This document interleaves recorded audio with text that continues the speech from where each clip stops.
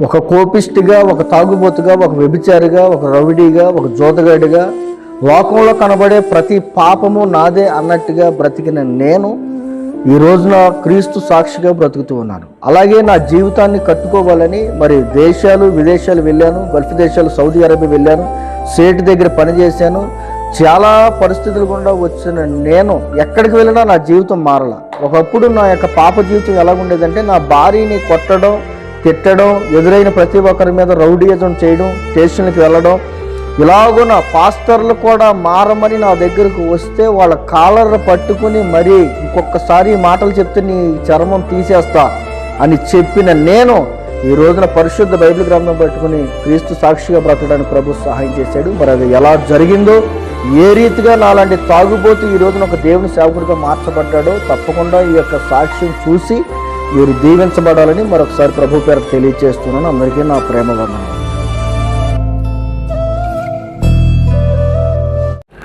Praise the Lord. వెలుగు సాక్షులు కార్యక్రమానికి మీ అందరికీ స్వాగతం పలుకుతా ఉన్నాను. ఈ రోజున సాక్ష్యం మనతో పంచుకోవడానికి ఏలూరు ప్రాంతంలో సేవ జరిగించినటువంటి దైవజనులు రాజుగారు మనతో ఉన్నారు. వారి యొక్క సాక్ష్యాన్ని మనతో పంచుకుంటారు. శ్రద్ధగా ఆలకించి అనేక మందికి పరిచయం చేయాల్సిందిగా మనం చేస్తాం.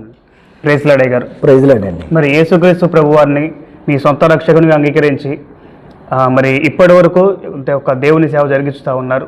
మరి ఒక అన్ని సమాజం నుంచి రక్షించబడినటువంటి మీరు మరి ఎందుకు యేసు ప్రభువుని తెలుసుకోవాల్సిన పరిస్థితి ఏర్పడింది? గతంలో మీరు యొక్క జీవిత విధానం గురించి మా ప్రేక్షకులు పంచుకోవాల్సిందిగా మనం చేస్తాం.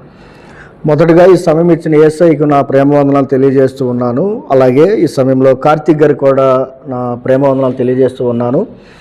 ఈ యొక్క సాక్ష్యాన్ని చూస్తున్న ప్రతి ఒక్కరికి కూడా ప్రభు అని యేసు క్రీస్తు నామములో నా ప్రేమ వందనాలు తెలియజేస్తూ ఉన్నాను. మొదటగా మా యొక్క ఊరు ఏలూరు జిల్లా, ఏలూరు దగ్గరే ఉన్న దెందులూరు అనే స్వగ్రామము మా యొక్క గ్రామము. మా తల్లిదండ్రులకు మేము 3 కుమారులము. మరి సాక్ష్యం చెప్తున్న నా పేరు రాజు, నేను ఇంట్లో ఆఖరివాడిని. మేము యేసు ప్రభువుని నమ్ముకోవడం గల కారణము చెప్తాను. దేవుని వాక్యం సెలవిస్తుంది లూకా సువార్తలో 19వ అధ్యాయం 10వ వాక్యం ప్రకారం, నశించిన దానిని వెదకి రక్షించడానికి మనిషి కుమారుడు ఈ లోకానికి వచ్చెను అనే వాక్యాన్ని అక్షరాల 100% ప్రభు యేసుక్రీస్తు వారు నా జీవితంలో, మా కుటుంబంలో నెరవేర్చారు. నశించిపోయే పరిస్థితుల్లో ఉన్న మమ్మను యేసయ్య రక్షించి ఈ రోజున సజీవ సాక్షులుగా నిలిపినట్లుగా ప్రభుని ఎంతగానో మేము స్తుతిస్తూ ఉన్నాం. మా కుటుంబం యొక్క పరిస్థితి చూసినట్లయితే మొదటగా మేము చాలా పేదరికమైన కుటుంబం. చాలాసార్లు అంటూ ఉంటాం, రెక్కాడితేనే కానీ డొక్కాడదు అనే సామెత ఉంటుంది. 100% కూడా మా కుటుంబం అంతా కూడా మేము కష్టపడితేనే కానీ మేము 3 పూట్ల భోజనం చేయలేనటువంటి పరిస్థితిలో మేము చాలా పేదరికమైన జీవితాన్ని అనుభవిస్తూ ఉన్నాం. పేదరికంలో వెళ్ళిపోతున్న మేము మరి ప్రభుని యేసుక్రీస్తుని అంగీకరించడం గల కారణం ఏమిటంటే, మా అమ్మగారికి మరణకరమైన బలహీనత వచ్చింది. అప్పటికి నా వయసు 13 సంవత్సరాలు.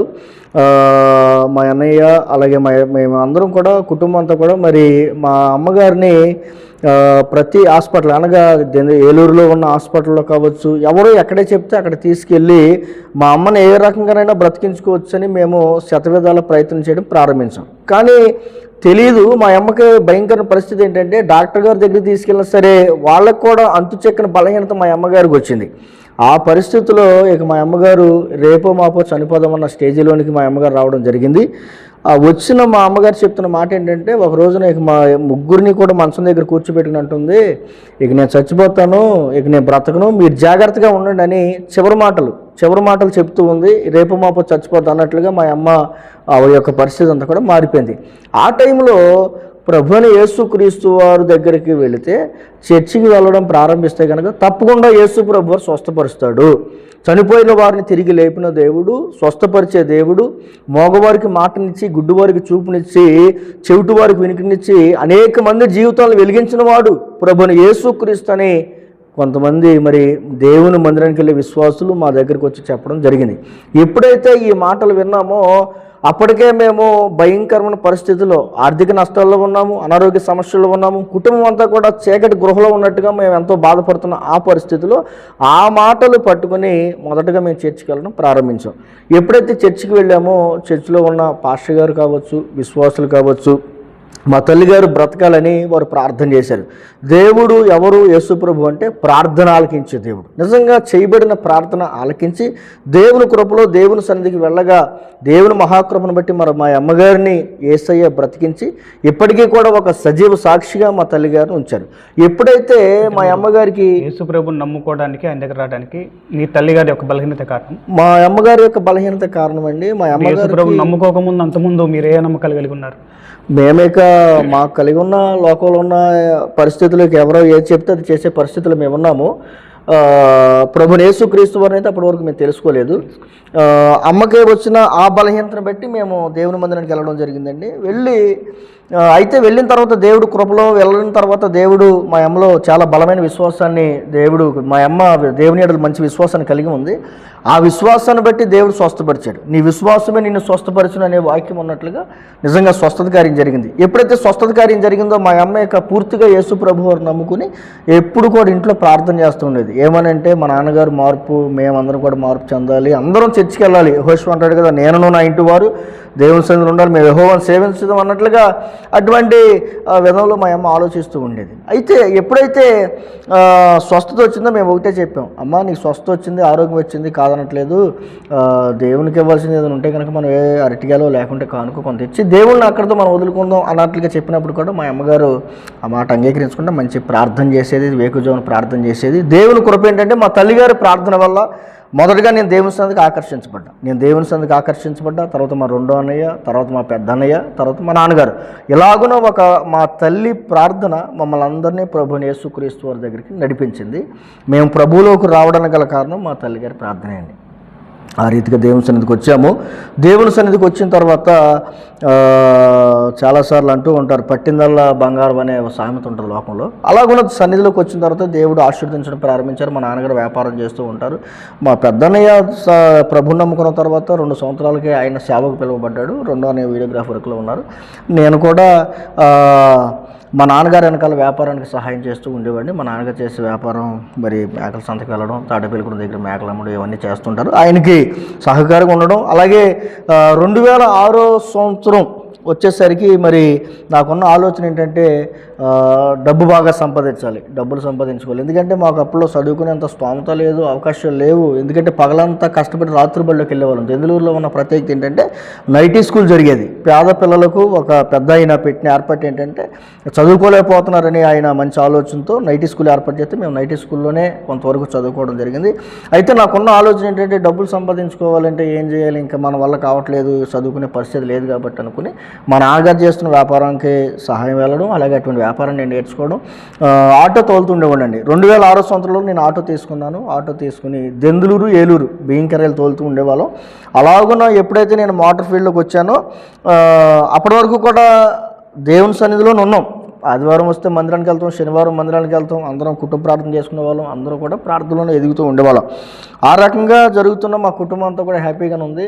అయితే ఎప్పుడైతే నేను ఆటో తీసుకుని మరి 2006లో ఏలూరు మరి కిరాయిలు అయితే తోలడం మొదలుపెట్టాను, నాకు చెడు సహవాసాలు అలవాటైనాయండి. నేనేమని చెప్పాలనుకుంటున్నానంటే జీవితం చాలాసార్లు పాడైపడే కారణం ఏంటంటే చెడు సహవాసాలే. నేను కూడా చెడు సహవాసాలకు అలవాటు పడ్డాను. కుటుంబం అంతా ప్రార్థనలో ఉన్నప్పుడు కూడా నేను చెడు సహవాసాలకు అలవాటు పడి నిదానంగా త్రాగుడికి అలవాటు పడ్డానండి. చిన్న బీరు తాగడం, అలాగున తాగి ఇంటికి రావడం, ఎవరికీ తెలియకుండా అందరినీ మేనేజ్ చేయడం, ఇటువంటి పరిస్థితులు కూడా నా జీవితం వెళ్ళిపోతూ ఉండేది. అలాగున గడిచే కొందుగా మరి మా పెద్దన్నకి వివాహం అయింది, తర్వాత మా రెండో అన్నకి అయిపోయింది. ఇలాగనే జీవితంలో అందరం కూడా ఎవరి దారిని వాళ్ళు స్థిరపరచబడడం జరిగింది. నేనైతే మాత్రం నా జీవితం ఎలాగుండేదంటే సగం లోకంలో ఉండేవాడిని, సగం ఏమో దేవుళ్ళు ఉంటూ ఉండేవాడిని. పరిపూర్ణత లేదు. ఎక్కడా కూడా పరిపూర్ణత లేకపోతే దేవుడు ఎవరిని ఆశీర్వదించలేడు. వాస్తవానికి నా జీవితం కూడా ఆ రకంగానే మారింది. ఇలాగున త్రాగుడు అలవాటు జీవితానికి నేను అలవాటు పడిపోయి డబ్బులు సంపాదించడం నేర్చుకున్నాను. కానీ జీవితం ఎలా కట్టుకోవాలో నేర్చుకోవాలి. చాలాసార్లు ఏమనుకుంటుంటే డబ్బు ఉంటే అన్నీ ఉన్నట్టే అని అనుకుంటాం. కానీ డబ్బు ఉండొచ్చు, లేదంటే మనకి ఏదైనా సకల సౌకర్యాలు ఉండొచ్చు, కానీ దేవుడు లేకపోతే మాత్రం సంతోషం ఉండదు, సమాధానం ఉండదు, ఆ కృప మనం అనుభవించలేం. అటువంటి మార్గంలో నేను చూస్తూ వచ్చానండి. అలాగనే ఏలూరు, దెందులూరు ఈ కిరాయిలు ఏవైతే తోలడం, త్రాగుడికి అలవాటు పడ్డాయి. ఎలా తాగుతూ ఉండేవాడిని అంటే ఎవరికీ తెలియకుండా కొన్ని రోజులు, కొన్ని సంవత్సరాలు గడుపుకుంటూ వచ్చాను. ఆ పరిస్థితిలో ఉండగానే ఇక నేను నిదానంగా చిన్న బీరుతో మొదలెట్టి నేను మందుకు అలవాటు పడిపోయాను. ఫుల్ తెచ్చుకుని ఏంటి ఒక రాజిస్టా కేసు ఫుల్ తెచ్చుకుని మాకు తెలిసిన ఆయన ఇంటి దగ్గర పెట్టుకుని అక్కడ తాగుతూ ఉండేవాడిని. ఇలాగున ఉట్టి తాగుడని లేకపోతే వేరే అలవాట్లు కూడా అట్లా ప్రజెంట్ ఒక త్రాగుడు అనే అలవాటు ద్వారా నేను అన్నింటికి అలవాటు పడిపోయాను. అలాగని తాగడం ప్రారంభించాను. దెందులూరులో తాగడం ఇలా చేయడం ఇవన్నీ జరుగుతుంది. అయితే మా తల్లిదండ్రులు ఏమనుకున్నారంటే చాలాసార్లు ఏమనుకుంటారంటే పిల్లలను చూసిన తల్లిదండ్రులు అనుకుంటారు వయసుకు వచ్చిన కొడుకుంటే కనుక ఏమనుకుంటారంటే పెళ్లి చేస్తే కనుక మార్పు చెందుతాడు, చాలాసార్లు పెళ్లి చేసేస్తే ఒక పని అయిపోద్ది, లేదంటే కనుక ఎక్కడితో ఒక ఇంటికి కట్టపెట్టేస్తే కనుక మన గొడవ వదిలిపోద్ది అని అలవాట్ల నుంచి మానిపించాలని కొంత, బాధ్యతలు పెరిగితేని కొంత. ఈ రెండింటి మధ్యలో వాళ్ళు ఏం చేశారంటే మరి నాకు 2008వ సంవత్సరంలో వివాహం చేయడం జరిగింది. కేవలం వాళ్ళ యొక్క మంచి ఉద్దేశం ఏంటంటే నేను కూడా బాధ్యత కలిగిన వ్యక్తిగా ఉండాలి. పెద్దోడు రెండోవాడు ఇద్దరు బాధ్యతగా ఉన్నారు, వాళ్ళ కుటుంబంలో మంచిగానే బ్రతుకుతున్నారు, వీడు ఇంటికి చిన్నోడు అయ్యుండి ఇలా చేస్తూ ఉన్నాడు, దేవుడు ఎంతగానో మమ్మల్ని దీవించాడు. అయినప్పుడు కూడా ఇలాగ మారిపోవడం వాళ్ళకి ఎంతగానో బాధగా ఉంది. అప్పటికీ పెద్దనే సేవకు పిలువబడ్డాడు, ఇటువంటి మంచి కుటుంబంలో ఉన్న వీడు ఇలాగ ఎందుకు ఇలాగ అయిపోతున్నాడని వాళ్ళు ప్రార్థన చేసేవాళ్ళు. అలాగే బాధపడుతూ నన్ను మార్చే ప్రయత్నంలోనే త్వరగా పెళ్లి చేయడం జరిగింది. 19 సంవత్సరాలకే మరి 2008వ సంవత్సరంలో ఏప్రిల్ నెల 28వ తారీఖున వివాహం చేయడం జరిగింది. అయితే అప్పటికే నాకు తెలియకుండా నేను డైలీ ఫుల్ తాగే వ్యక్తిగా మారిపోయా. ఫుల్ అంటే 4 క్వార్టర్లు ఉంటాయండి. అలాగున్న త్రాగుడికి నేను అలవాటు పడిపోయాను. ఒకటి డబ్బులు సంపాదిస్తూ ఉండేవాడిని, రెండోది తాగుడికి అలవాటు పడిపోయాను. తాగుడుతో ఫలంగా ఇక రహస్య పాపాలు చేయడం కూడా మొదలుపెట్టా. ఎప్పుడైతే తాగుడు ఉందో ఇక బయట వ్యభిచరించడం ఇవన్నీ కూడా అలవాటైపోయిన పరిస్థితుల్లో నేను వెళ్ళిపోయా. ఆ పరిస్థితిలో ఉన్న నేను మారాలని మా తల్లిదండ్రులు వివాహం చేయడం జరిగింది. వివాహం చేసేటప్పుడు వాళ్ళు చెప్పిన మాట ఏంటంటే, రాజు పెళ్ళైన తర్వాత నువ్వు చాలా జాగ్రత్తగా ఉండాలి, ఎందుకంటే నీకంటూ ఒక కుటుంబం నువ్వు ఏర్పడుతున్నావు కాబట్టి జాగ్రత్తగా ఉండాలని వాళ్ళు ఎంతగానో తల్లిదండ్రులకి ఎంత చెప్పాలో అంత చెప్పారు. సేవకులుగా చెప్పాల్సింది చెప్పారు, కుటుంబ సభ్యులుగా చెప్పాల్సినవన్నీ చెప్పారు. అయితే వివాహం అయ్యింది. వివాహం అయిన తర్వాత 1 నెల రోజుల వరకు బాగానే ఉన్నాను. నా భార్యకి నేను తాగుతానని తెలియదు. ఎప్పుడైతే వివాహం అయిందో 1 నెల రోజుల తర్వాత నేను మరలా తాగడం ప్రారంభించాను. ఎప్పుడైతే తాగానో నా భార్య నా మీద అడిగిందండి, ఒక రోజు రాత్రి ఫుల్గా తాగొచ్చు నేను, ఇదే నువ్వు తాగుతావని అడిగింది. ఎప్పుడైతే తాగుతావని అడిగిందో నేను తాగుతాను, నాకు అలవాటు ఉంది, అయితే ఆ విషయం నీ దగ్గర దాచామని ఎప్పుడైతే చెప్పానో ఇక ఆ రోజు నుంచి మా ఇద్దరమైన గొడవలు అవడం ప్రారంభమైంది.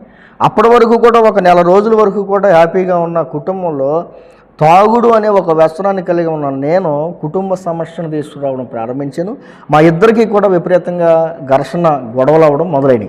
గొడవలైన ప్రతిసారి కూడా నా యొక్క థియరీ ఎలాగుంటుందంటే, తాగేవాళ్ళు చాలామంది ఉంటారు, కొన్ని రకాలు ఉంటారు. పగలంతా కష్టపడి తాగేవాళ్ళు ఒక రకం అయితే, తాగుడే పనిగా పెట్టుకుని తాగేవాళ్ళు కూడా ఉంటారు చాలామంది. నేనేం చేసి ఉండంటే, తాగిన తర్వాత ఒక 90తో మొదలు పెడతాను పొద్దున్నే, తాగిన తర్వాత ఇక ఫుల్ తాగే వరకు వదలను. తాగుడు తాగి సాయంత్రం ఇంటికి వచ్చి నా భార్య నేను చిత్రహింసలు చేయడం ప్రారంభించాను. ఒక మాటతో చెప్పాలంటే ఒక సైకో అనమాట, ఒక సైకో నాలెడ్జ్తో నా ఉండేవాడిని. నేను ఇంటికి వస్తున్నాను అంటే నా భార్య ఇంట్లో ఏదో ఒక మూల మంచం కింద పడుకుని దాక్కునేది. అంత భయంకరంగా కొట్టేవాడిని. బెల్ట్ తీసి కొట్టడం ప్రారంభిస్తే కనుక 2 చేతులు ఇలా దండం పెట్టి, అయ్యా చచ్చిపోతానయ్యా వదిలేయనని ఎంత బ్రతులాడినప్పుడు కూడా నేను ఎంత కనికరం కూడా లేకుండా నా భార్యని కొట్టడం, హింసించడం. ఆ రోజున గొడవైన ప్రతిసారి కూడా చుట్టుపక్కల వాళ్ళు వచ్చి ఇంట్లో ఉన్న సమస్య అంతా కూడా వీధిలోకి వెళ్ళిపోవడం. ఇలాగన మా తల్లిదండ్రులు తలెత్తుకోలేని పరిస్థితికి నేను తీసుకొచ్చాను. దేవుడు నామానికి అవమానం తీసుకురావడం ప్రారంభించాను. సేవలో ఉన్న మా అన్నయ్యకి వాళ్ళకు కూడా నేను అవమానకరంగానే మారాను. ఇలాగున వెళ్ళిపోతున్న ఆ క్రమంలోనే మరి మొదటగా నాకు పాప పుట్టింది. పాప పుట్టినప్పుడు కూడా నాలో ఎంత మార్పు కూడా రాలా. ఎంత మార్పు కూడా రాకుండా కనీసం మా ఆవిడ ప్రెగ్నెన్సీగా ఉన్నప్పుడు కూడా ఏ రోజున కూడా ఆవిడకి మంచి చెడు చూడడం కానీ నాకు తెలియదండి.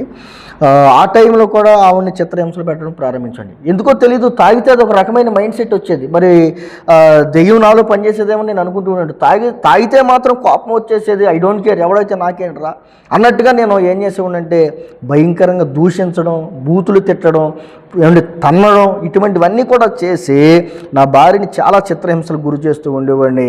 ఏమంటే భయంకరమైన పరిస్థితుల్లోనే మా జీవితం వెళ్ళిపోవడం ప్రారంభమైంది. నాకు అర్థమైంది ఏంటంటే, ఎప్పుడైతే దేవుణ్ణి విడిచిపెట్టామో మనిషి అప్పుడు ఏమాత్రం కూడా ప్రశాంతంగా ఉండలేడు. ఆ జీవితంలో మరి నేను అటువంటి అనుభవాలు గుండా వెళ్ళడం ప్రారంభించాను. మొదటగా పాప పుట్టింది. పాప పుట్టినప్పుడు కూడా నేను చిన్నపిల్లని ఎలా చూసుకోవాలో ఏంటో, ఒక పాప పుట్టిన తర్వాత ఒక తండ్రిగా ఎలా ఉండాలో కూడా నేను చేయలేకపోయాను. ఈ క్రమంలోనే 2వ అమ్మాయి పుట్టింది. నాకు 2 అమ్మాయిలండి. అయినప్పుడు కూడా నాలో మార్పు రాలేదు. మార్పు రాలేదు కదా చూస్తే ఇంకా తాగిన నా జీవితం ఊళ్ళో కూడా అందరికీ తెలిసిపోయింది. అప్పటి వరకు రహస్యంగా తాగుతుండేవాడిని, ఏదో గౌరవాన్ని కాపాడుకోవాలన్నట్టుగా. దేవునికి సన్నిధికి వెళ్తున్న చర్చిలో తెలిసిపోయింది, ఊళ్ళో ప్రజలకు అందరికీ కూడా తెలిసిపోయింది. మీ సాక్ష్యం గురించి ప్రజలను అడిగితే సాక్ష్యం ఇచ్చేవాళ్ళు ఉన్నారు. దెందులూరులో నా గురించి ఎవరిని ఎక్కడ అడిగినా సరే పలానా వ్యక్తి రాజు ఏమిటి అనే ఒక విషయాన్ని అడిగితే కనుక తప్పకుండా వాళ్ళు జరిగిన సంగతి చెప్తారు. ఎందుకంటే నేను దెందులూరులోనే పుట్టి పెరిగిన వ్యక్తిని కాబట్టి, ఇప్పుడు దెందులూరులోనే సేవ చేస్తున్నాను కాబట్టి పలానా వ్యక్తి రాజు అంట, ఒకప్పుడు త్రాగుబోతుగా ఉన్నాడు, ఇప్పుడు సేవకుడిగా మారాడు అనే విషయం దెందులూరులో ఏ మూలకి వెళ్ళినా ఎక్కడికి వెళ్ళినా సరే తప్పకుండా చిన్నపిల్లలను అడిగినా సరే నా సాక్ష్యం అంతా చెప్తారు. అంత మంచి సాక్ష్యం మరి స్థానికంగా ఈ ఊళ్ళో ఉందనే విషయాన్ని కూడా తెలియజేస్తూ ఉన్నాను. అలాగున నేను త్రాగడం ఇవన్నీ చేయడం, మా నాన్న ప్రతిసారి వచ్చేమని తిట్టాడు అంటే, అరే రాజు నువ్వు బతుకుతున్నావు, పెంట మీద కుక్క బతుకుతుంది, ఎందుకురా నీ బతుకు చావనైనా సావరని పదే అంటూ ఉండేవాడు. ఎందుకంటే నేను చేసే పనులు అలా ఉంటూ ఉండే. ఇక రాను రాను నా జీవితం ఎలా మారిపోయిందంటే మతిస్థిమితం లేని వ్యక్తిగా నా జీవితాన్ని మార్చుకోవడం మొదలైపోయింది. ఇక అటువంటి తీరిలోకి నేను వచ్చేసాను. భయంకరమైన పరిస్థితులకు వెళ్ళిపోయి ఇక ఇంటి దగ్గరే తాగడం, ఇక ఇష్టానుసారంగా తిరగడం, నా భార్యని కొట్టడం, ఎవరైనా ఏంటిదని అడిగితే కనుక చూడడానికి వచ్చిన వాళ్ళు ఆపడానికి వచ్చిన వాళ్ళు బూతులు తిట్టడం, ఇలాగున్నా దేవున్నా మనకు అవమానం, ఇంట్లో వాళ్ళకి అవమానం, నా భార్యకి ఏమాత్రం కూడా సంతోషం లేకుండా, పిల్లల్ని కూడా ఏ రోజున ఏమండి దగ్గర తీసుకున్న పరిస్థితి లేదు, ఒక బిస్కెట్ ప్యాకెట్ కానీ పాల ప్యాకెట్ తెచ్చిన పరిస్థితి లేదు. అంత ఘోరంగా నా జీవితాన్ని పాడు చేసుకున్నాను. ఎంత క్రూరంగా మారటానికి ఏదన్నా బలమైన సంఘటన ఈ జీవితంలో జరిగి ఉండొచ్చు? ఇంత ఘోరంగా మారిపోవడానికి బలమైన సంఘటన అంటే అదొక నాలో పనిచేసేది ఏంటంటే తాగనంతసేపు మనిషిగా బాగానే ఉండండి. తాగిన తర్వాత నన్ను ఎవరైనా ఏమైనా అడిగినా సరే, లేకుంటే ఎందుకు తాగుతున్నావు, ఎందుకు డబ్బులు అనవసరం ఖర్చు పెట్టి ఆరోగ్యం కానీ, లేదంటే ఎవరైనా ఏదైనా అడిగితే మాత్రం నాకు చాలా కోపం వచ్చేది. ఎవరైనా ప్రశ్నిస్తే కోపం వచ్చేది. ఎవరైనా ప్రశ్నిస్తే, అది నా భార్య అయినా కావచ్చు, ఊళ్ళో వాళ్ళైనా కావచ్చు, ఎవరు ప్రశ్నించినా ఐ డోంట్ కేర్, ఎవడైతే నాకేంట్రా, నా డబ్బులు నా ఇష్టం, నేను తాగుతున్నానని ఒక ఫీలింగ్తో నేను ఉండేవాడిని. ఇలాగను తాగి నా జీవితాన్ని పాడు చేసుకున్నాను, డబ్బులు వృధా అయిపోయినాయి. ఇక 2013 సంవత్సరం వచ్చేసరికి నాకు మా రెండో అన్నయ్యకి నాకు కూడా చిన్న ఘర్షణ జరిగింది. అన్నయ్య ఏమన్నాడంటే, రాజు ఇక నువ్వు ఉన్న దగ్గర నేను ఉన్నానురా, ఇంట్లో ఉండలేకపోతున్నాం, ప్రతిరోజు కూడా వండుకుంటున్నాం కానీ తినలేకపోయిన పరిస్థితి అయిపోయింది నీ వల్ల, మేమందరం ఇంట్లోంచి వెళ్ళిపోతాంరా నాతో చెప్పడం జరిగింది. నేను ఒకటే అన్నా, నా గురించి మీరు వెళ్ళిపోవడం ఎందుకులే, నేనే వెళ్ళిపోతానని 2013లో నా భార్యని 2 పిల్లల్ని తీసుకుని, నేను ఆటో తోలే డ్రైవర్ని కాబట్టి నా దగ్గర టాటా ఏసీ ఉన్నప్పటికీ టాటా ఏసీ తీసుకుని బేవడలు వెళ్ళిపోయాను 2013లో. వెళ్ళిపోయి అక్కడికి వెళ్ళిన తర్వాత నెల రోజులు ఒక అద్దెంట్లో ఉండడం ప్రారంభించాను. అక్కడికి వెళ్ళిన తర్వాత కూడా ఒకటే అనుకున్నా, ఇక ఏదేమైనా దెందులూరు రాకూడదు అనుకుని నేను బేవడలు వెళ్ళిపోయాను 2013లో. వెళ్ళిపోయి నేను అక్కడికి వెళ్ళిన తర్వాత ఏం చేశానంటే ఒక స్థలం తీసుకుని 2014 వచ్చేసరికి మంచిగా అక్కడ ఒక ఇల్లు కట్టుకోవడం జరిగింది. కట్టుకున్నాను కానీ నాలో మార్పు లేకపోవడం, ఏమంటే ఇష్టానుసారంగా తాగడం. ఇక ఎలా తాగుతూ ఉండేవాడిని అంటే, మా ఆవిడ మీద ఒకసారి ఎక్కడి నుంచి అక్కడికి వెళ్ళినంత ఎక్కువైపోయింది, అలిగేసి బ్యాగ్లో బట్టలు పెట్టుకుని బండి వేసుకుని ఎటైనా వెళ్ళిపోయి, నేను చచ్చిపోవడానికి వెళ్ళిపోతున్నా, ఇక నేను బ్రతకను అన్ని బెదిరించడం, వెళ్ళిపోయి 2-3 రోజులు తాగడం, ఎక్కడ పడిపోతానో నాకే తెలియదు. ఆ స్థాయిలోకి వెళ్ళిపోయా. బేవడోళ్ళు ఇల్లు కట్టుకున్నాను కానీ మనశ్శాంతి లేదు, పిల్లలు చాలా బెక్కిమని భయంకరమైన పరిస్థితులు ఉండేవాళ్ళు. అలాగున్న జీవితాన్ని పాడు చేసుకున్న నాకు ఒక ఆలోచన వచ్చింది. ఏదేమైనా మనిషి జీవితాన్ని మనకు తెలిసింది ఏంటంటే పాడు చేసుకోవడం తెలుసు, మనిషికి తెలిసింది ఏంటంటే పాడు చేసుకోవడం ఎలాగో తెలుసు, కానీ బాగు చేసుకోవడం తెలియదు. గొప్ప విషయం ఏంటంటే డబ్బులు సంపాదించడం తెలుసు, ఏమంటే జీవితాన్ని పాడు చేసుకోవడం తెలుసు, అన్నీ తెలుసు, కానీ జీవితాన్ని కట్టుకోవడం మనకు తెలియదు. డబ్బులు సంపాదించడం సంపాదించడం కానీ అట్లా ఎలా జాగ్రత్త పెట్టుకోవాలి, ఏమిటి ఏ రకంగా మనం అనే విషయం నాకు అంత అవగాహన లేకుండా చిన్న వయసులోనే అవన్నీ చేయడం ప్రారంభించాను. అలాగని ఎప్పుడైతే ఇక బేవడోళ్ళకి వెళ్ళా కూడా అక్కడ కూడా నా పరుగు పోయిందండి. ఎందుకంటే తాగిన 10 సార్లు వామిటింగ్ చేయడం, ఇంట్లోనే చిరాకు చేయడం, ఇంట్లో ఉన్న డ్రెస్సింగ్ టేబుల్ బద్దలు కొట్టేయడం, అక్కడికి వెళ్ళి విపరీతంగా రౌడీలాగా మారిపోయాను. అంత భయంకరమైన పరిస్థితుల్లో నాకు ఒకటే అనుకున్నాను, నేనేంటంటే ఇండియాలో ఉంటే కనుక ఒకవేళ మందు మానలేనేమో, మందు లేని చోటకి వెళ్ళిపోతే మందు మానేవచ్చు అని నేను అనుకోవడం ప్రారంభించాను. ఎక్కడికి వెళ్తే మందు దొరకదని నేను ఆలోచించడం ప్రారంభించాను. ఒకవేళ కోయిటా వెళ్ళాలా, సింగపూర్ వెళ్ళాలా, దుబాయ్ వెళ్ళాలా, అబుదాబి వెళ్ళాలా, ఎక్కడికి వెళ్తే మందు దొరకదని ఆలోచిస్తే నాకు తెలిసిన సమాచారం, నా ఫ్రెండ్ చెప్పిన మాట ఏంటంటే, సౌదీ అరేబియా వెళ్ళిపోతే కనుక అక్కడ మందు దొరకదు. సౌదీ అరేబియాలో మక్కా మసీద్ ఉంటుంది, అక్కడ మందు అది అమ్మరు. నువ్వు నీలాంటి వాడు కానీ అక్కడ ఏ డ్రైవర్ కానీ అక్కడికి వెళ్ళిపోయి ఒక 2-3 సంవత్సరాలు ఉంటే కనుక నువ్వు అలవాటు నుంచి బయటికి రావచ్చు అని చెప్పడం జరిగింది. ఎప్పుడైతే సౌదీ వెళ్తే మందు మానేయచ్చు అని చెప్పాడో నేను ఒకటే అనుకున్నాను, ఏదైనా సౌదీ వెళ్ళిపోలేక ఇక్కడ ఉన్న విలువ లేదు, ఎందుకంటే దెందులూరులోనూ పరుగు పోయింది, అక్కడ నుంచి బేవడోలు వచ్చాక కూడా నా జీవితం పాడు చేసుకున్నాను. మనిషిగా మారాలంటే కొన్నాళ్ళ పాటు అందరికీ దూరంగా ఉంటే ప్రేమలు ఆప్యాయతలు పెరుగుతాయి అని నేను ఆలోచించి సౌదీ వెళ్ళిపోతానని ఇంట్లో బతులు అన్నప్పుడు మొదటగా నా భార్య ఒప్పుకోవాలా. తర్వాత మా తల్లిదండ్రులని అడిగి ఏదైనా సరే నేను వెళ్ళిపోతే మారిపోతానని పదే కొద్దిగా టార్చర్. ఇంక ఎలా ఉంటుందంటే సౌదీ వెళ్తే మందు మానేస్తా అనే ఒక సంభాషణ నేను చేస్తున్నప్పుడు, ప్రతిరోజు మాట్లాడుతున్నప్పుడు ఇంకా వాళ్ళు కూడా ఇసుగు చెంది నువ్వేం చేస్తావో చేసుకోరా బాబు అని ఇక నా చేతులు పెట్టగా నాకు తెలుసున్న వాళ్ళ ద్వారా నేను బొంబాయి వెళ్ళి మెడికల్ చేయించుకొని మరలా కొంత డబ్బులు దానికి ఖర్చు పెట్టి సౌదీ వెళ్ళడానికి ప్లాన్ చేశానండి. డ్రైవర్ వీసా మీద సౌదీ వెళ్ళడానికి ప్లాన్ చేశాను. సౌదీ వెళ్ళడానికి గల కారణం ఏంటంటే, ముఖ్య కారణం ఏంటంటే మందు మానేయాలనే ఒక దృక్పథం. మందు మానేయాలి, వ్యసనాల నుంచి బయటికి రావాలి. అప్పటికే నేను త్రాగుడు, జోదము, వ్యభిచారము అన్నింటిలో కూడా ఇన్వాల్వ్ అయిపోయి ఉన్నాను. అటువంటి పాప బంధకాల నుంచి బయటికి రావాలండి. దేవునిలో ఉన్న మా కుటుంబ సభ్యులందరూ మిగిలిన వాళ్ళు బాగానే ఉన్నారు.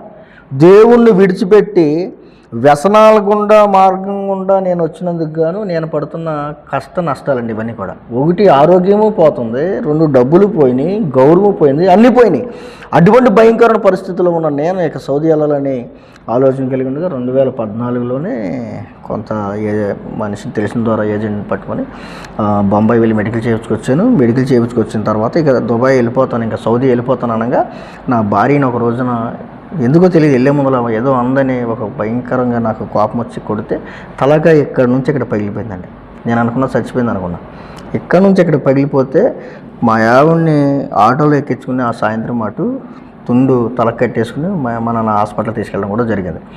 అంత భయంకరంగా ఎప్పుడైతే నేను కొట్టానో ఇక నా భార్య నేను సౌదీ వెళ్ళిపోతాను అనగా నాలాంటి మూర్ఖుడితో ఇక కాపురం చేయడం అనవసరం అన్నట్టుగా ఆవిడ ఆలోచించుకుని ఒక పిల్లని తీసుకుని వెళ్ళిపోయింది వాళ్ళ అమ్మగారింటికి. ఎప్పుడైతే వెళ్ళిపోయిందో నాకు ఇక భయం పుట్టుకుంది. ఎందుకంటే గల్ఫ్ దేశాలు వెళ్ళాలంటే కనుక మా ఆవిడ అందరూ కేసు పెడతా, నిన్ను వెళ్ళలేము, వేరే దేశం ఎక్కడికి వెళ్తావు నువ్వు అని బెదిరించింది. ఎందుకంటే కొట్టిన ఆ దెబ్బలు భరించలేక. ఎప్పుడైతే ఆ పరిస్థితిలో ఇక వాళ్ళ అమ్మగారింటికి వెళ్ళిపోయిందో సౌదీ వెళ్ళామో మళ్ళీ ఎక్కడ కేసు పెడదో, ఎక్కడ నేను గల్ఫ్ దేశాలు వెళ్ళకుండా ఆపేద్దాం అని అప్పటికి వీసా అన్నీ వచ్చినాయి, పాస్పోర్ట్ వచ్చింది, అన్నీ రెడీ అయిపోయినాయి. నాకు భయం వేసి నేను ఏం చేస్తానంటే మా ఆవిడికి కూడా చెప్పకుండా ఇక మా అమ్మాయి నాన్నకి చెప్పి, మా అమ్మల దగ్గర ఒక పిల్ల ఉంది, పెద్ద పిల్ల ఉంది, చిన్న పిల్లని మా ఆవిడ తీసుకుని వెళ్ళిపోయింది. ఇలా కుటుంబం చూడండి ఎంత మొక్కలు అయిపోయిందో. నా ద్వారా నేను వెళ్ళిపోయాను, ఒక పిల్ల మా అమ్మల దగ్గర ఉంది, ఒక పిల్ల ఏమో మా ఆవిడ దగ్గర ఉంది. ఇలా కుటుంబం చిన్న భిన్నం అయిపోయింది. ఆ పరిస్థితుల్లో నేను ఏజెంట్ దగ్గరికి వెళ్ళి మరలా ఆయన తీసుకుని బొంబాయి వెళ్ళిపోవడం. 6 రోజుల ముందలే బొంబాయి వెళ్ళిపోయి అక్కడ తంబాకు దొరకతున్నారని సౌదీలో, ఇక్కడే బొంబాయిలో తంబాకు తీసుకుని అక్కడ 6 రోజులు కూడా ఫుల్గా తాగి ఎంజాయ్ చేసి ఎలాగైతే నేను సౌదీ వెళ్ళిపోయానండి. సౌదీ వెళ్ళడానికి కారణం ఏంటంటే నేను పూర్తిగా మందు మానేయాలి. సౌదీ వెళ్ళిపోయి ఎక్కడికి వెళ్ళానంటే ఆల్జూఫ్ వెళ్ళానండి. మొదటగా రియాద్ దిగాను, బొంబాయి నుంచి రియాద్ దిగాను, రియాద్ నుంచి ఆల్జూఫ్ వెళ్ళాను. ఆల్జూఫ్ నుంచి సకాకా అనే ఒక ప్రాంతానికి వెళ్ళా సౌదీలో, డ్రైవర్ వీసా మీద వెళ్ళా. అక్కడికి వెళ్ళిన తర్వాత మందు మానేయాలని వెళ్ళిన నేను నా అదృష్టం అనాలా దురదృష్టం అనాలా ఏమనాలో అని నాకు అర్థం కావట్లేదు. కానీ వెళ్ళిన తర్వాత ఒక డ్రగ్స్ అమ్మే ఒక సేటికి నేను డ్రైవర్ కింద వెళ్ళాను. చూడండి ఎలాగుందో, డ్రగ్స్ అమ్మే వ్యక్తిని నేను డ్రైవర్ కింద వెళ్ళా. డ్రగ్స్ అమ్మే వ్యక్తికి నేను డ్రైవర్ కింద వెళ్తే అక్కడికి వెళ్ళిన తర్వాత నేను బాగా నచ్చాను మనిషిని. పని కూడా నమ్మకంగా చేసేవాడిని. వెళ్ళిన తర్వాత నాకు నెలకి 1200 జీతం ఇస్తూ ఉండేవాడు, 1200 రియల్ ఇచ్చేవాడు. వెళ్ళిన తర్వాత చెప్పిన పనుల్లో చేయడం అంతా కూడా అక్కడ మంచితనాన్ని సంపాదించుకుని ఎలాగైతే వెళ్ళేటప్పుడు నా భార్యని కొట్టేళ్ళాను కాబట్టి ఇంటి మీద ఎత్తగెట్టుకుని అక్కడికి వెళ్ళిపోయి అక్కడ ఉన్న వాతావరణం కలవడపడి అక్కడికి వెళ్ళిన తర్వాత మా సేట్ చేసే పని ఏంటంటే డ్రగ్స్ బిల్లలు అమ్మేవాడు. చిన్న చిన్న బిల్లలు, ఎంత బిల్లలు ఉంటాయి, బిల్లలు అమ్మేవాడు. అంతేకాకుండా ఏం చేసేవాడంటే సిగరెట్లు పొడుము, గంజాయి పొడుము కలిసి ఒక చిన్న గిన్నెలో వేసి ఇలాగే కలిపి మరలా ఈ సిగరెట్ల రూపంలో చుట్టి అమ్ముతుండేవాడు.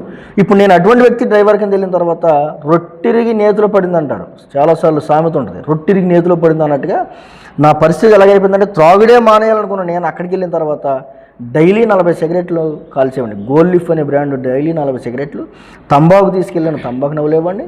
అంతేకాదు మళ్ళీ డ్రగ్స్ బిల్లలు మింగేవాడిని. డ్రగ్స్ బిల్లలు మింగడం, మళ్ళీ గంజా సిగరెట్లు కాల్చడం, ఖర్జూరం ద్రాక్ష ఉడకబెట్టిన నాటుసారా. చాలామంది తాగే వాళ్ళకి అలవాటు, ఎక్కడికి వెళ్ళినా సరే మందు ఎక్కడ దొరుకుతుందో కనుక్కుంటారు. అక్కడికి పల్లెటూరు వాతావరణం కాబట్టి నేను వెళ్ళింది.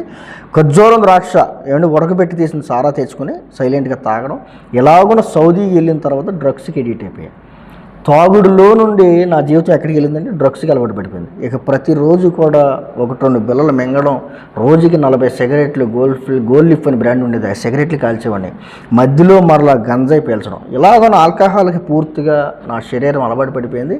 వెళ్ళిన తర్వాత 3 నెలల వరకు కూడా నాకు పెళ్ళయింది, పిల్లలు ఉన్నారనే ఒక ఆలోచన కూడా లేకుండా ఇష్టానుసారంగా తిని తాగి ఇక ఆయన చెప్పిన పనులా చేసుకుంటూ సౌదీలో ఐ డోంట్ కేర్ ఎవడైతే నాకేంటనే ఒక ఇష్టానుసారమైన జీవితం ప్రారంభించాను. భయంకరమైన పరిస్థితుల్లో నేను నా జీవితాన్ని నేనే పాడు చేసుకున్నానండి. అలాగున్న సౌదీలో నా జీవితం అంతా కూడా పాడైపోతున్న ఆ పరిస్థితుల్లో తాగిన మైకంలో ఒక రోజున మరలా నా భార్యకి సౌదీ నుంచి ఫోన్ చేశాను. ఎందుకంటే వాళ్ళు చేస్తే మాకు రాదు, నేనే చేయాలి చేస్తే కనుక. ఆ నెంబర్ తీసుకుని నా దగ్గర ఉన్న నెంబర్లో చేశాను. చేసిన తర్వాత నా భార్య ఏడవడం ప్రారంభించింది. అయ్యా, ఇన్ని సంవత్సరాలుగా నన్ను ఎంత హింస పెట్టావు, గర్భిణీగా ఉన్నప్పుడు పొట్ట మీద తన్నావు, పిల్లలు పుట్టినప్పుడు కూడా చిన్నపిల్లలను కూడా చూడకుండా ఏ రోజున కూడా దగ్గర తీసుకోకుండా ఎంత హింస పెట్టావు, ఇన్ని రకాలుగా ఎంతగా నాకు నరకం చూపించావు, ఏ రోజున కూడా నిన్ను వదిలి నేను వెళ్ళలేదు. అటువంటి నన్ను నువ్వు తాగి నా తల బద్దలు కొట్టి చెప్పా పెట్టకుండా వేరే దేశం వెళ్ళిపోయావు, నా పరిస్థితి ఏమైపోద్దని బోరుమని ఏడవడం ప్రారంభించింది. ఎప్పుడైతే బోరుమని ఏడవడం ప్రారంభించిందో నాకు దూరం వెళ్ళిన తర్వాత ప్రేమ పుట్టి ఇక ఏడవడం ప్రారంభించాను. అయ్యో, నాకు పెళ్ళై భార్య ఉండి పిల్లలు ఏమైపోతారు, ఈ రోజు నేను ఇక్కడ చచ్చిపోతే నా పరిస్థితి ఏంటి, డ్రగ్స్ అమ్మే వ్యక్తికి నేను డ్రైవర్ కింద ఉన్నాను, ఏదైనా తేడా వస్తే కనుక గల్ఫ్ దేశాల్లో జైల్లో వేస్తే కనుక నా జీవితం అక్కడ అయిపోద్ది అన్న ఆలోచనలో పడిపోయాను. అక్కడ నుంచి ఇంకా తరచూ నా భార్య ఫోన్ చేసి మాట్లాడడం, కంగారు పడకమ్మ వచ్చేస్తానని.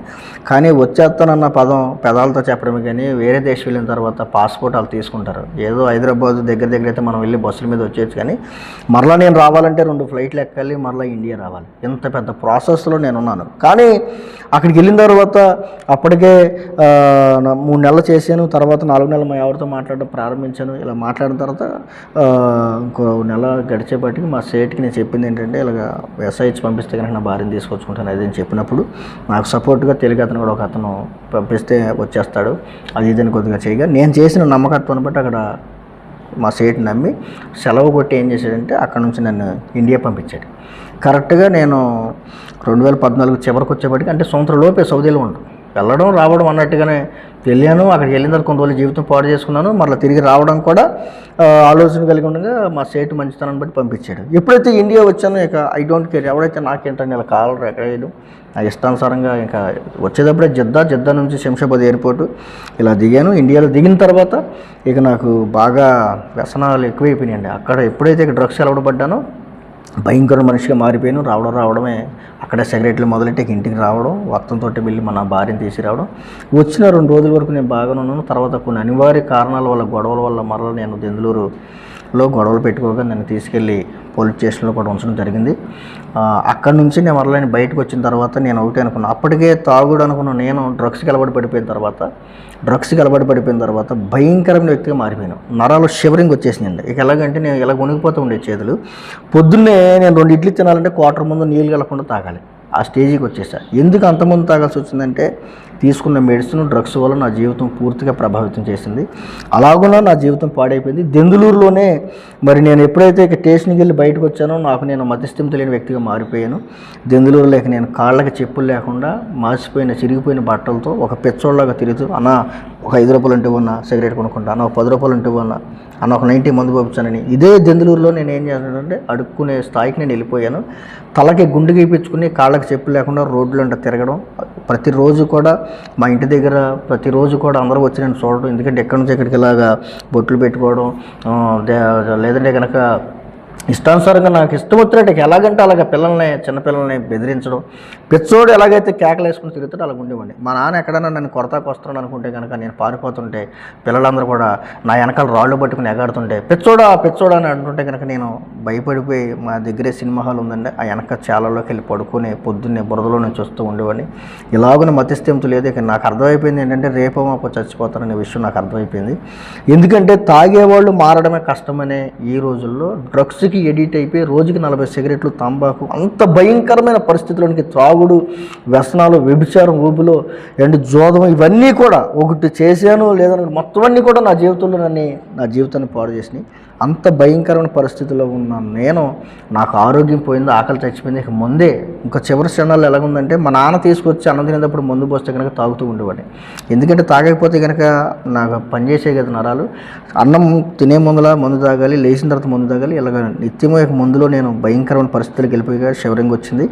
ఆ టైంలో ఉండగా చూసిన వాళ్ళందరూ అనుకుంటున్నారు రేపు మాపు చచ్చిపోతాడు, సౌదీ వెళ్ళాడంట, బిల్లలయ్య మింగాడంట, డ్రగ్స్ తీసుకున్నాడంట అని నలుగురు 4 రకాలుగా మాట్లాడుకుంటున్న ఈ పరిస్థితుల్లో తర్వాత మా పెద్దన్నయ్య దైవ సేవకులు వచ్చి చెప్పిన మాట ఏంటంటే, రాజు ఎప్పటికైనా యేసుప్రభుని నమ్ముకున్న మేము ఎంతో హ్యాపీగా ఉన్నాం, కానీ నువ్వు ఇలాగ అయిపోయావురా అనుకుని మా అన్నయ్య నాతో చెప్తుంటే నేను ఏమన్నానంటే, అన్నయ్య నువ్వు చెప్తే వినే స్టేజ్లో నేను లేనురా, ఏదో అనుకుంటున్నావు, నువ్వు చెప్తే వినే స్టేజ్లో నేను లేను, భయంకరమైన పరిస్థితులు నేను ఉన్నాను అని చెప్పినప్పుడు, లేదు నువ్వు తప్పకుండా దేవుడు నీలాంటి వాళ్ళ కోసమే దేవుడు ఈ లోకాన్ని దిగి వచ్చాడు, పాపులను రక్షించుడు కొరకే క్రీస్తు చేసి వచ్చాడు, నశించిన దాన్ని వెతక రక్షించడానికి వచ్చాడని నన్ను బలపరిచినప్పుడు నా చెప్పిన విషయం ఏంటంటే, చెన్నై 40 రోజులు ప్రార్థన జరుగుతున్నాయి, 40 రోజులు ప్రార్థనకి వెళ్దు కానీ అక్కడ నేను దింపేసి వస్తానని చెప్పినప్పుడు, వెళ్ళేటప్పుడు కూడా నేను ట్రైన్లో కూడా డ్రింక్ చేసి వెళ్ళాను. ఎందుకంటే వెళ్ళే ఓపు నా దగ్గర లేదు. తీసుకుని వెళ్ళాడు మా అన్నయ్య. తీసుకుని వెళ్ళిన తర్వాత అక్కడికి వెళ్ళిన తర్వాత చెన్నైలో తిరువలూరు అనే ప్రాంతంలో మరి బెరాక మినిస్ట్రీస్ ఇజ్గే ఫ్రాన్స్ గారు ప్రార్థనలు పెడితే 40 రోజులు ఉన్నాయి. నన్ను విడిచిపెట్టి వచ్చేసాడు. వచ్చిన తర్వాత అక్కడ ఉండలేని పరిస్థితి, షివరింగ్ మందు కలవడపడి నన్ను విడిచిపెట్టి వచ్చిన తర్వాత అందరూ ఒక 200 మంది వరకు ఉంటారు. వాళ్ళు పాటలు పాడడం, ప్రార్థన చేయడం, పొద్దు నుంచి సాయంత్రం వరకు కూడా వాళ్ళు ప్రార్థన. అటువంటి వాతావరణంలో ఉన్న నేను ఒక వారం రోజులు చచ్చిపోతానేమని భయం వేసింది. ఎందుకంటే త్రాగుడు లేక, సిగరెట్లు లేక అక్కడికి నన్ను తీసుకెళ్ళి అలా పెట్టారు. ప్రాణం బేగుతా ఉంది. చచ్చిపోతాను. ఇక నేను కరెంట్లు వేలు పెట్టాను, లేదంటే తలకాయ గోడకేసి గుద్దేసుకున్నా, లేకుంటే ఎట్టి పారిపోను. ఎందుకంటే డ్రగ్స్కి ఎడిట్ అయిన వాళ్ళు మైండ్ సెట్ కరెక్ట్గా ఉండదండి. చంపడానికైనా చచ్చిపోవడానికైనా దేనికి కూడా వెనకాడరు. అంతగా భయంకరంగా ఉంటుంది ఆ పరిస్థితి. అనుభవించని నాకు తెలుసు.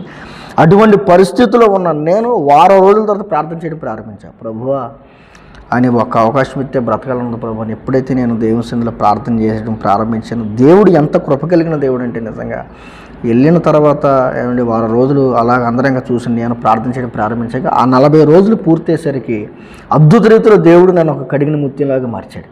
గొప్ప విషయం అండి. కడిగిన ముత్తులాగా మార్చాడు. నాకు చేసిన ప్రతి పాపం ఎల్ఈడి స్క్రీన్లో దేవుడు చూపించడానికి నాకు అర్థమైపోయింది. త్రాగుడు, అవమానాలు, నా భార్యని కొట్టడం, ఏమైతే నేను చేస్తూ వచ్చానో అవన్నీ కూడా నాకు అర్థమైపోయింది. అక్కడ దేవుని సందులో ఒప్పుకున్నా. వాక్యంలో ఉంటుంది కదా, తప్పిదములు దాచిపెట్టేవాడు వర్జలుడు, వాటిని ఒప్పుకుని విడిచిపెడితే దేవుని కనికరాన్ని పొందుకుంటామని ఉంటుంది.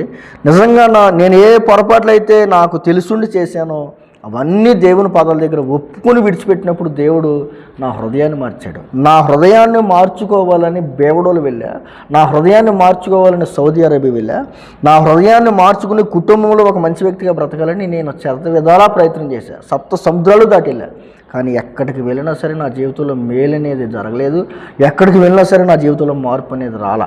అటువంటి నన్ను ఎవరూ మార్చలేరు. వాస్తవంగా చెప్పాలంటే ఏమండి, ఏ ఒక్కరు కూడా ఏమండి ఏ పరిస్థితి కూడా నన్ను మార్చలేదు. కానీ దేవుడు నన్ను బాగు చేశాడు. అక్కడే నాకు సేవ పిలుపునిచ్చాడు. ఏ దెందులూరులో అయితే అవమానం తెచ్చావో అదే దెందులూరులో సేవ చేయాలని దేవుడు దర్శనముగా దేవుని మాటలు పట్టుకుని, ప్రభువా నాలంటి సేవ చేస్తే ఎవరు నమ్ముతారు? ఎందుకంటే అందరికీ తెలిసిన ఊరే దెందులూరు కదా, పుట్టి పెరిగిన ఊరు, నా త్రాగుడు జీవితం అందరూ తెలిసిన చోట దేవుని సందులో ప్రార్థన చేయగా దేవుడు చూపించిన సాక్ష్యం ఇంటికి వచ్చి చెప్తా. మా రెండో అన్నయ్య నీ కాళ్ళు పట్టుకుంటాను రా, నన్ను అసలు నువ్వు సేవలోకి వస్తే ఎవరు నమ్ముతాడు రాజు?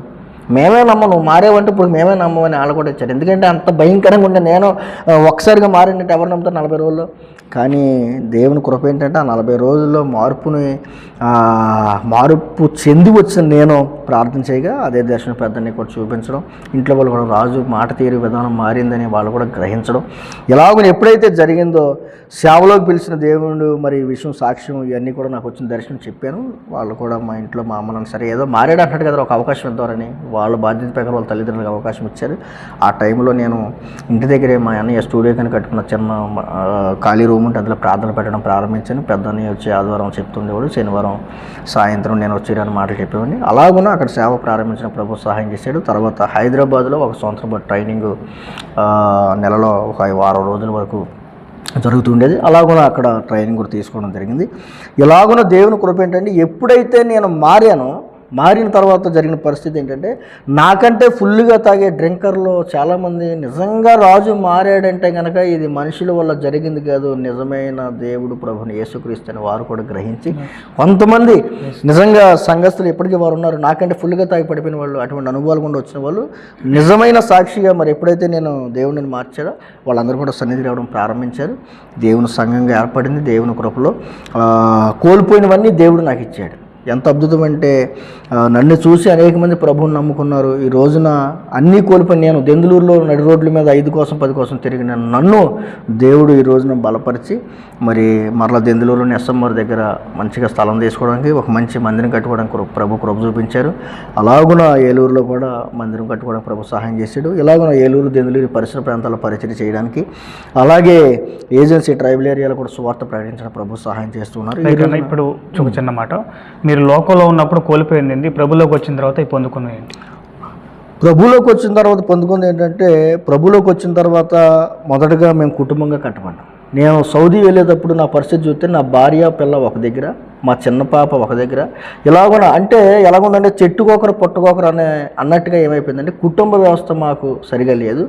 కానీ ప్రభు సన్నిధిలోకి వచ్చిన తర్వాత జరిగింది ఏంటంటే కుటుంబంగా కట్టబడ్డాం. దేవునిలో ఉండే ఆనందం. ఒకప్పుడు ప్రతిరోజు మా ఇంట్లో నరకం కింద ఉండేది, ఇప్పుడు మా ఇల్లు ప్రతిరోజు ఆ పరలోకంలాగా ఉంది. చాలామంది ఇంట్లో ప్రతిరోజు ఒక నరకం ఎక్కడో ఉన్నది, ఇంట్లోనే ఉంటుంది నరకం అన్నట్టుగా ఉంటుంది చాలాసార్లు. కానీ ఈ రోజున ఒకప్పుడు నరకాన్ని అనుభవించాం. ప్రభువుని నమ్ముకున్న తర్వాత అనుభూతి ఏంటంటే ఒక చిన్న పరలోకంలాగా మా ఇల్లు ఉంది. నా భార్య అన్న పిల్లలన్న మేము ప్రేమ కలిగి ఉన్నాను. నేను వాళ్ళు కూడా నా మీద ప్రేమ కలిగిన వారు ఉన్నారు. మా తల్లిదండ్రులు ప్రేమ కలిగిన వారు ఉన్నారు. మా అన్నయ్యలు ప్రేమ కలిగిన వారు ఉన్నారు. సంఘం ప్రేమించే సంఘం. వాస్తవాన్ని చెప్పాలంటే అప్పుడు చాలామంది అన్నారు, నీలాంటి వాడు ఉన్నా ఒకటే లేకపోయినట్టు నువ్వు చస్తే బాగుండరని నా ముఖం ముందే అన్నారు.